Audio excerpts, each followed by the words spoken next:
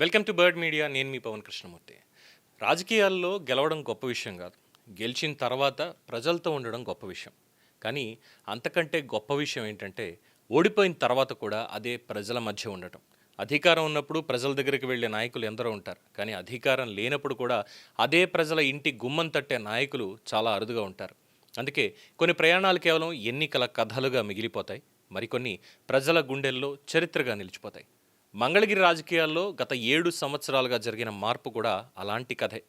ఓటమితో మొదలై విశ్వాసంతో కొనసాగి భారీ విజయంతో ముగిసిపోకుండా ఇప్పుడు ప్రజల జీవితాల్లో మార్పు తీసుకొస్తున్న ప్రయాణంగా మారింది. ఆ ప్రయాణం పేరు నారా లోకేష్. మంగళగిరి నా నియోజకవర్గం, నా కుటుంబం, ఇక్కడి ప్రజలు నా సొంత మనుషులు అని నారా లోకేష్ ఎన్నోసార్లు చెప్పారు. ప్రిసైజ్గా చెప్పాలంటే ఎన్నికల్లో ఓడినటువంటి రోజే చెప్పారు ఆయన. రాజకీయ నాయకులు ఇలాంటి మాటలు చెప్పడం ఎప్పుడూ కొత్త కాదు. ఎన్నికల సమయంలో ప్రతి రాజకీయ నాయకుడు ప్రజలని కుటుంబ సభ్యులనే అంటాడు. కానీ ఎన్నికలు పూర్తయిన తర్వాత ఆ మాటల్లో ఎంత నిజం ఉందో దాన్ని ప్రజలే నిర్ణయిస్తారు. అందుకే ఇక్కడ మాటల కంటే చేతలకే విలువలు ఎక్కువ. ఇటీవల మంగళగిరిలో జరిగినటువంటి 2వ విడత ఇళ్ల పట్టాల పంపిణీ కార్యక్రమం లోకేష్ చెప్పిన ఆ మాటలకి ఒక ప్రత్యక్ష ఉదాహరణగా నిలిచిందని అక్కడికి వెళ్ళిన ప్రజలు చెప్తున్నారు. ఇళ్ల పట్టాల పంపిణీ అంటే సాధారణంగా ఏం చూస్తామండి మనం? అధికారులు ఉంటారు వేదిక మీద, వెనకాల ఒక పెద్ద భారీ బ్యానర్ ఉంటుంది, షామియానాలు వేస్తారు, ఏసీలో కూలర్లు ఏవో పెడతారు, జనాన్ని సమీకరిస్తారు, కూర్చోబెడతారు, ఇంకో పక్క నుంచి మైక్లో పాటలు, అన్నొస్తున్నాడంటూ ఎలివేషన్లు, ఇంకో పక్కన దారి పొడవున కటౌట్లు. ఇది ఏ సాధారణ రాజకీయ నాయకుడికైనా అధికారంలో ఉన్నప్పుడు కామన్గా జరిగేటువంటి పనులే. కామన్గా లబ్ధిదారులేమో వరుసగా నిలబడతారు, ఒక ఫైల్ ఇస్తారు, ఫోటో దిగుతారు, కార్యక్రమం అయిపోతుంది. కానీ మంగళగిరిలో ఈరోజు జరిగినటువంటి దృశ్యం మాత్రం చాలా భిన్నంగా కనిపిస్తుంది. ఇళ్ల హక్కు పత్రాలను అందించడమే కాకుండా ప్రతి మహిళకి పసుపు, కుంకుమ, పట్టుచీర, స్వీట్ బాక్స్ అందిస్తూ ప్రతి ఒక్కరిని ఆప్యాయంగా పలకరిస్తూ కుటుంబ సభ్యుల్లాగా గౌరవించారు. చాలామంది మహిళలు భావోద్వేగానికి గురయ్యారు. వాళ్ళ కళ్ళలో కనిపించినటువంటి ఆనందం కేవలం ఆ ఇల్లు వాళ్ళకు వచ్చిన ఆనందం మాత్రమే కాదు, తమని గౌరవంగా చూసిన ఆనందం కూడా. మనకి తెలుగు సంస్కృతిలో పసుపు కుంకుమకి ఒక ప్రత్యేకమైన స్థానం ఉందండి. అది కేవలం ఒక సాంప్రదాయం కాదు, మహిళలకి మనం ఇచ్చేటువంటి గౌరవానికి అది ప్రతీక. పట్టుచీరనే కాదు, ఒక చీర అంటేనే ఒక ఆత్మీయత. ఇక తినుబండారాలు, మిఠాయిలో ఇంకోటి అంటే అది ఒక శుభాకాంక్షలు తెలియజేయడం. ఇవన్నీ ఒకేసారి ఇస్తూ వాళ్ళకి ఇళ్ల పట్టాలు ఒక భరోసానివ్వడం. ఒక ప్రభుత్వం ఒక పథకాన్ని అమలు చేయడం కాదు, మీ ఆనందమే మా ఆనందం అనేటువంటి ఒక సందేశాన్ని కూడా ఇవ్వాలని ఇక్కడ ప్రయత్నించారు. అందుకే అక్కడికి వచ్చిన చాలామంది ఇది ఏదో ప్రభుత్వ కార్యక్రమంలో లేదు, మా ఇంట్లో జరిగిన ఒక శుభకార్యంలో అనిపించింది అంటూ చెప్పుకున్నారు. అయితే ఈ కథ ఇక్కడ మొదలు కాలేదు. దీని ప్రారంభం 5 ఏళ్ల క్రితం 2019 శాసనసభ ఎన్నికలు. తెలుగుదేశం పార్టీకి చాలా కఠినమైనటువంటి ఫలితాలు వచ్చాయి. అదే సమయంలో మంగళగిరి నుంచి పోటీ చేసిన నారా లోకేష్ కూడా స్వల్ప ఓట్ల తేడాతో, దాదాపు 5,000 ఓట్ల తేడాతోటి ఓడిపోయారు. ఆ రోజు చాలామంది రాజకీయ విశ్లేషకులు ఒకటే అనుకున్నారు, ఇక లోకేష్ మంగళగిరిని వదిలేస్తాడు, ఎందుకంటే ఈ రాజకీయాల్లో సాధారణంగా జరిగేదే, ఫస్ట్ టైం పోటీ చేసినటువంటి నాయకుడు ఓడిపోతే ఆ తర్వాత ఎన్నికల వరకు మళ్ళీ కనిపించడు అని చెప్పని, ప్రజలతో సంబంధాలు కూడా క్రమంగా తగ్గిపోతాయని. కానీ లోకేష్ ఆ సాంప్రదాయాన్ని ఎన్నికల రిజల్ట్ వచ్చిన నెక్స్ట్ మినిట్ మార్చేశారు. కావాలంటే ఆయన సోషల్ మీడియాని మీరు వెళ్ళి చెక్ చేసుకోండి.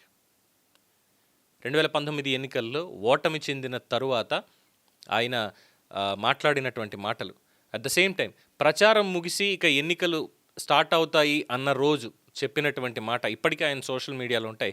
అది ఒకసారి వెళ్ళి ఎవరన్నా చూస్తే ఈ రోజు లోకేష్కి, ఆ రోజు ఉన్నటువంటి లోకేష్కి ఆ మాటలో ఎక్కడన్నా తేడా వచ్చిందా లేదా అన్నది చాలా స్పష్టంగా తెలుస్తుంది. కానీ చాలా స్పష్టంగా లోకేష్ ఆ సాంప్రదాయాన్ని మార్చేశారు.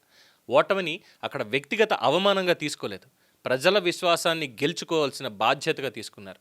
ఎన్నికల ఫలితాలు వచ్చిన మరుసటి రోజు నుంచే మళ్ళీ మంగళగిరి ప్రజల మధ్యలో కనిపించడం ప్రారంభించారు. అధికారం, పదవి లేకపోయినా ప్రజల కష్టాలని వినడం ఆయన ఎక్కడ ఆపలేదు. నియోజకవర్గాన్ని విడిచిపెట్టలేదు. నేను ఓడిపోయాను కాబట్టి ఇక నాకు అక్కడ పని లేదు అని కూడా అనుకోలేదు. ఇప్పుడు మరింత పని ఉంది అనేటువంటి ఒక భావనతోటే ఆయన ముందుకు సాగారు. నా ఇంటి తలుపులు ఎప్పుడూ మీకు తెరిచిపెట్టే ఉంటాయి అంటూ మంగళగిరి ప్రజలందరికీ ఒక భరోసా ఇచ్చారు. ఇక ఆ తర్వాత కరోనా వచ్చింది, దేశమంతా కూడా సంక్షోభంలో పడింది. అట్ ద సేమ్ టైం ఆ టైంలోనే చాలా కుటుంబాలు కూడా ఉపాధి కోల్పోయాయి. ఇళ్లల్లో తినడానికి కూడా ఇబ్బందులు ఏర్పడ్డాయి. అలాంటి సమయంలో మంగళగిరిలో వేలాది కుటుంబాలకి నిత్యావసర వస్తువులు అందించారు. అవసరమైన వాళ్ళకి వైద్య సహాయం అందించారు. మందులు అందించారు. ఇలాంటి కార్యక్రమాల్లో లోకేష్ బృందం చాలా చురుగ్గా పనిచేసింది. అలాగే వరదలొచ్చినప్పుడు కూడా సహాయక చర్యల్లో మేమున్నామంటూ ముందుకెళ్లారు. ఇవన్నీ ఆ రోజు అధికార హోదాతో కాదు, ప్రజల పట్ల ఉన్న బాధ్యతతోటి జరిగాయి. పోనీ అక్కడితో ఆగిపోయిందా? లేదు. యువతకి ఉపాధి అవకాశాలు కల్పించే శిక్షణ కార్యక్రమాలు నిర్వహించారు. స్వయం ఉపాధి దిశగా ప్రోత్సహించారు. చేనేత కార్మికులు ఇబ్బంది ఎదుర్కొన్నప్పుడు ఇక్కడ నేత కార్మికులు అనొద్దు, వాళ్ళని కళాకారులు అనాలని ఆ రోజే చెప్పారు నారా లోకేష్. చేనేత కళాకారులు అనండి, కార్మికులు అని మాత్రం అనొద్దు. ఇంకా గౌరవం ఇవ్వండి. మనందరూ కూడా కార్మికులమే, శ్రామికులమే, అందరూ కష్టపడతాం.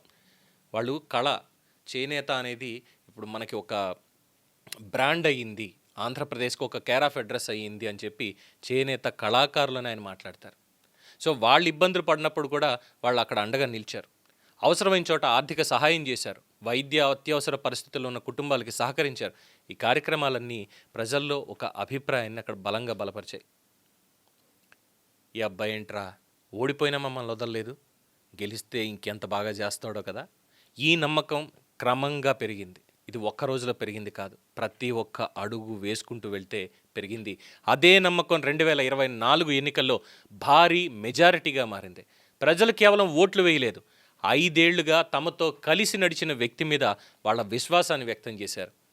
రాజకీయాల్లో డబ్బు, ప్రచారం, వ్యూహాలు అన్నీ ఉంటాయి. ఎవరు ఇది లేవు, మేము డబ్బులు పంచలేదు అన్నా కూడా చాలా వరకు అబద్ధం తప్ప ఇంకోటి కానే కాదు. కానీ ప్రజలతో ఏర్పడినటువంటి భావోద్వేగ బంధం వీటన్నింటికంటే బలంగా పనిచేస్తుంది అని నిరూపించింది మంగళగిరి ఫలితం. మంత్రి అయిన తర్వాత కూడా మంగళగిరిని మర్చిపోయారా? లేదు. ఒకవైపు రాష్ట్రానికి భారీ పెట్టుబడులు, విదేశీ ప్రయాణాలు, ఐటీ కంపెనీలు ఆకర్షించడం, ఎలక్ట్రానిక్స్ రంగాన్ని విస్తరించడం, యువతకి ఉద్యోగ అవకాశాలు కల్పించడం, ఇంకో పైన విద్యారంగాన్ని పటిష్టపరచడం, తన నియోజకవర్గంలో పెండింగ్లో ఉన్న సమస్యల్ని ఒక్కొక్కటిగా పరిష్కరించేటువంటి ప్రయత్నం కూడా ప్రారంభించారు. భూ వివాదాలు, ఇళ్ల పట్టాల సమస్యలు, రోడ్లు, డ్రైనేజీలు, తాగునీటి సమస్యలు, మౌలిక వసతులు, ఏ అంశాన్ని కూడా చిన్నదిగా ఎక్కడా చూడలేదు. ప్రత్యేకంగా ఇళ్ల పట్టాల అంశంలో వేలాది పేద కుటుంబాల కలల్ని నిజం చేస్తున్నారు. దశాబ్దాలుగా అద్దె ఇళ్లలో జీవిస్తూ మనకంటూ ఒక చిన్నపాటి ఇల్లుంటే చాలు అని కలలుగన్న కుటుంబాలకి ప్రభుత్వం ద్వారా ఇళ్ల హక్కు పత్రాలు అందించడం కేవలం ఒక పరిపాలనా నిర్ణయం మాత్రమే కాదు, అది వాళ్ళ జీవితాల్లో ఒక మలుపు. ఒక చిన్న కాగితం వాళ్ళ భవిష్యత్తుకి భరోసా, పిల్లలకి వారసత్వం, కుటుంబానికి భద్రత, మహిళలకి ఆత్మగౌరవం. అలాంటి హక్కును అందించే సమయంలో వారికి ఆప్యాయత కూడా కలపడం కార్యక్రమాన్ని మరింత ప్రత్యేకంగా మార్చింది. ఈ కార్యక్రమంలో మరో విషయం చాలా ప్రత్యేకంగా నిలిచింది. లోకేష్ ప్రజలకి కేవలం ప్రభుత్వ పథకాల గురించి మాత్రమే మాట్లాడలేదు, బాధ్యతల గురించి కూడా మాట్లాడారు. ప్రభుత్వం మీకు మౌలిక సదుపాయాలు కల్పిస్తుంది, కానీ మీ ఊరిని పరిశుభ్రంగా ఉంచుకోవడం మీ బాధ్యత, మీ పిల్లల్ని బాగా చదివించడం మీ బాధ్యత, సమాజాన్ని క్రమశిక్షణతో ముందుకు తీసుకువెళ్ళడం మనందరి బాధ్యత అని చెప్పారు. ఇది చాలా సాధారణమైనటువంటి సందేశంలా కనిపించిన రాజకీయ వేదికల మీద చాలా అరుదుగా వినిపిస్తుంది. ఎందుకంటే చాలామంది నాయకులు హక్కుల గురించి మాత్రమే మాట్లాడతారు, బాధ్యతల గురించి మాట్లాడడానికి వెనకాడతారు. ప్రజలను కేవలం ఓటర్లుగా కాకుండా భాగస్వాములుగా చూడాలని ప్రయత్నించడం ఒక సరికొత్త రాజకీయ సంస్కృతికి సంకేతంగా కనిపిస్తుంది. ప్రభుత్వం మీద మాత్రమే అన్ని బాధ్యతలు వేయకుండా ప్రజల భాగస్వామ్యంతో అభివృద్ధి సాధ్యం అవుతుంది అని చెప్పడం ఒక పరిపక్వ రాజకీయ దృక్పథంగా భావిస్తున్నారు. అభివృద్ధి అంటే కేవలం రోడ్లు, భవనాలు ఇవి కాదు, మంచి పౌరులను తయారు చేయడం. ఇది లోకేష్ ప్రసంగంలో చాలా స్పష్టంగా కనిపించింది. ఇంకోవైపు రాష్ట్ర స్థాయిలో పోనీ లోకేష్ చేసే బాధ్యతలు ఏమైనా చిన్నవా అంటే, ఓ పక్కన పార్టీని చూసుకోవాలి. ఐటీ శాఖ మంత్రి, ఎలక్ట్రానిక్స్ శాఖ మంత్రి, విద్యాశాఖ మంత్రి, ఇవన్నీ ఆయన దాంట్లో ఉన్నాయి. ఇవి కాకుండా విద్యాశాఖ అయింది. ఇక ప్రపంచవ్యాప్తంగా పెట్టుబడిదారులతోటి సమావేశాలు, పరిశ్రమల్ని రాష్ట్రానికి తీసుకురావడం, ఉద్యోగాల సృష్టి, సాంకేతిక విద్యను బలోపేతం చేయడం, ఇవన్నీ ఒకవైపు. మరోవైపు మంగళగిరిలో ప్రతి చిన్న సమస్య మీద కూడా నేరుగా దృష్టి పెట్టడం ప్రజల్లో ప్రత్యేకమైన అభిప్రాయాన్ని కలిగిస్తోంది. రాష్ట్ర స్థాయి బాధ్యతలు ఎంత పెద్దవైనా తనని గెలిపించిన ప్రజల్ని మర్చిపోలేదు అనేటువంటి భావన మంగళగిరి ప్రజల్లో చాలా బలంగా నాటుకుంది. ఇదే కారణంగా మంగళగిరిలో చాలామంది ఒక మాట చెప్తున్నారు, మంత్రి మా ప్రాంతానికి వస్తున్నారు అని కాదు, మా ఇంటి పెద్ద వస్తున్నారు అని. ఈ ఒక్క మాటే ప్రజలతో ఏర్పడిన అనుబంధానికి నిదర్శనం. రాజకీయాల్లో గౌరవం పదవితో రావచ్చు, కానీ ప్రేమ మాత్రం వాళ్ళ ప్రవర్తనతోటే వస్తుంది. ఎన్నికల్లో గెలిచినందుకు చప్పట్లు కొట్టేవాళ్ళు చాలామంది ఉంటారు. కానీ ఓడిపోయిన తర్వాత కూడా మీకోసం నిలబడ్డారని గుర్తుంచుకునే ప్రజలు మాత్రమే నాయకుడికి ఎప్పటికీ నిజమైన బలం. ఇప్పుడు మంగళగిరిలో జరుగుతున్న ప్రతి కార్యక్రమం వెనుక ఒక రాజకీయ సందేశం కూడా కనిపిస్తోంది. ప్రజలకి దగ్గరగా ఉంటే వాళ్ళు మిమ్మల్ని మరింత దగ్గర చేసుకుంటారు. అధికారంతో కాదు, ఆప్యాయతతో గెలిచిన నాయకత్వమే ఎక్కువ కాలం నిలుస్తుంది. హామీలతో కాదు, నమ్మకంతో నిర్మించిన రాజకీయ బంధమే మరింత బలంగా ఉంటుంది అని.